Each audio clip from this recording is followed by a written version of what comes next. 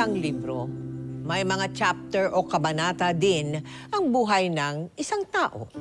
Una, nang siya'y isilang sa mundo. Pangalawa, ang kanyang pakikipaglaban sa mga hamon sa buhay. At ang pangatlo ay ang kanyang pagharap sa mga dumarating na pagbabago. Minsan, hirap siyang bumangon dahil takot lumaban sa mga pagbabagong ito. Pinipiling hintay na lamang ang maling ibubunga nun. Pero ang kapalaran, hindi basta na lamang tinatanggap. Kailangan pagsikapan din itong ayusin para sa paghahanda sa kinabukasan. Ganito ang nangyari sa kwento ni Boss Toyo. Isa siyang YouTube sensation kung saan karamihan ay celebrities ang lumalapit sa kanya. Kung bakit?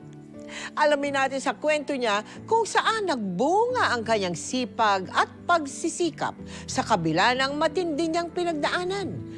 Sa episode natin ngayong gabi na pinamagatang Pinoy Pawn Star, The Boss Toyo Story. So, para ba pagbasagan ng mukha, sabihin mo na lang sa akin ako nagagawa niya para hindi ka na nakikipag-away sa labas? Daddy, niloloko nila kasi ako na ampon ako. Eh, bakit mo pinakikinggan? Hoy! Len! Diyos ko, ano ba yan? Tama na! Tama na! Kausapin mo yung anak mo, ha? Nakipagbasag ulo na naman. Sana naman, bago ako makabalik sa abroad, mapatino mo yung anak mo.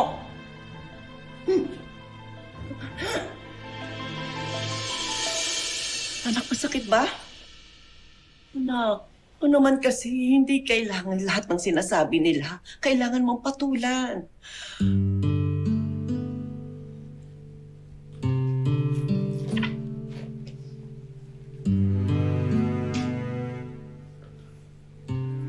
Ito, anak ko. Para sa'yo to. Suot mo. Mami, bakit may ganito?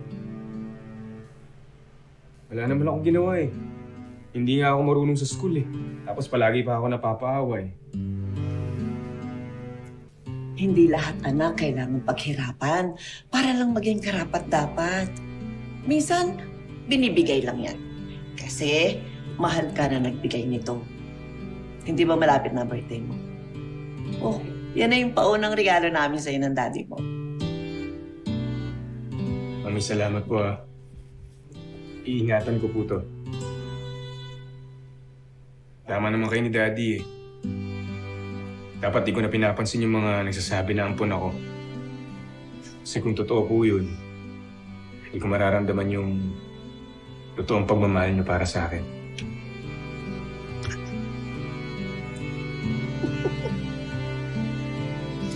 Sayang yung mukha mo. Gwapo-gwapo mo pa naman. Huwag ka na makikipag-away, ah. Opo.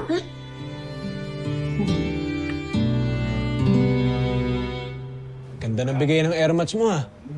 Spoiled talaga, eh, no? Benta natin yan! Tara, ano? Sala na natin yan. Sangla, Oo. loko. Hindi ko to bibenta. Mahalaga sa akin lahat ng binibigay niya na mami tsaka daddy. Uy! Mami daddy! Spoiled eh, no? Spoiled nga, spoiled. Yan na, mag-cheers na lang. Aral niyo mo. Wala akong baso, ito na akin, ha? Cheers! Ano ba yan? Pre, Uy. pre, alam ko, trip ka niyan, eh. Yan, trip ka niyan. Ikaw si Jason, di ba? Oo. Bakit? Kapatid kita eh. Kapatid? Oo. Kuya kita. Kahit tanong mo pa sa mga magulang mo. Si Aurora de Villan nanay natin.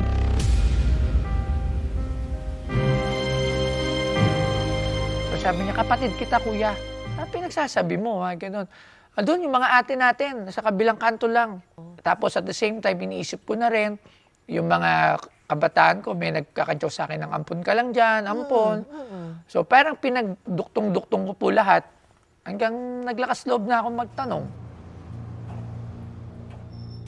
Jason! Jason, sandali nga. Ano na naman ba to, ha? Hindi niyo na po kasi! Sino yung totoo kong magulang? Sino si Aurora de Villa? Jason, anak. Sagutin niyo po ako! Sino yung totoo kong nanay? Diba? Totoo nga yung sinasabi nila. Ampun ako. Bakit ito tinago sa akin? Jason, dahil hindi mo na kailangang malaman to, anak. Nung napunta ka sa amin, itinuring na kitang tunay na anak.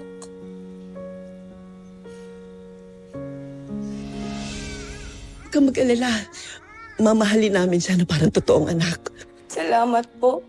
At maraming salamat din po pala sa pagbabayad niyo ng bill ko sa ospital.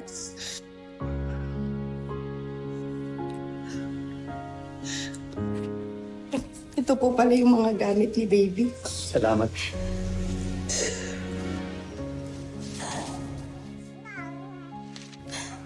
Ito lang yung mapapabawat sa'yo ni Mama.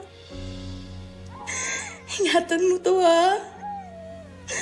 Mahal na mahal kita. Kayo na pong bahala sa anak ko.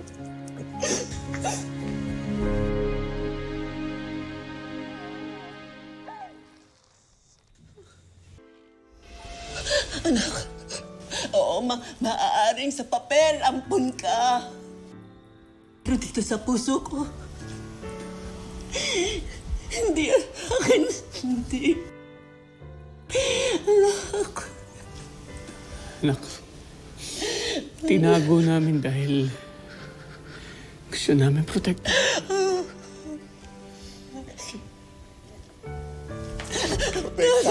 Protektan? Kaya niyo ba ako binibili ng mamahaling gamit? Para bulagin ako sa katotohanan, ganun ba? Alam niyo simula ngayon,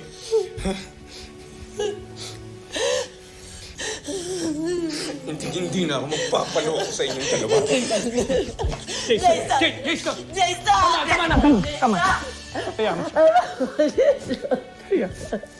Ako po nung nasa tiyan pa po nung totoong nanay ko, nung biological mother, parang pinakontrata na po ako na paglabas po sa tiyan, sila na po yung bahala sa hospital bill.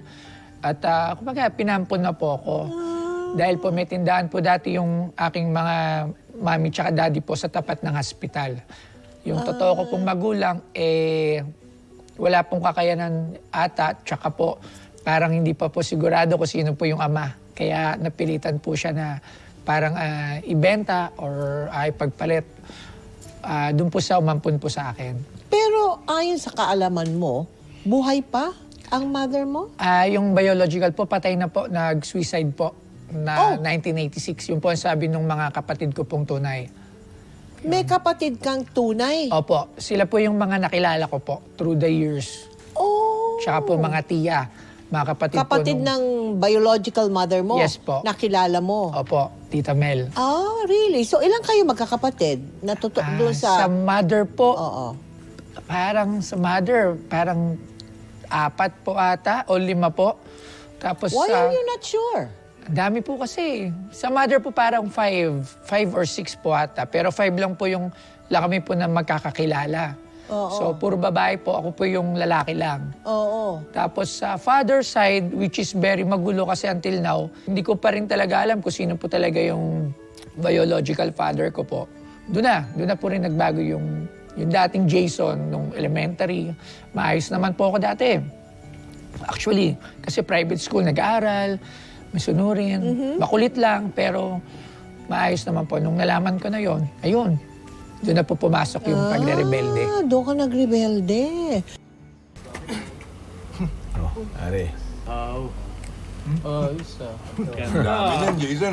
Ayan, ito pa. May panggamit na tayo, pare. Ha? Pero yung mga ibang damit dito at saka sapatos, hanapan ko na ng good buyer kasi original to mga to eh. Malaki tubo natin dito, sayang naman, di ba? Ibang klase ka talaga, pre. Sarili mong gamit, ninanakaw mo para ibenta. Sigurado ka ba talaga dyan? Tsaka akala ko ba iingatan mo yung gamit na galing sa mami at daddy mo? Ito ba? Oo, yan. Wala nang kwenta sa akin to ngayon.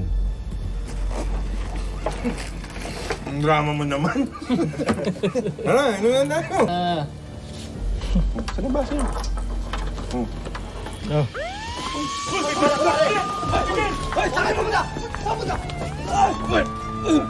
Rudy, itakbo ka na! Takbo na! Huwag ka nang bumalag!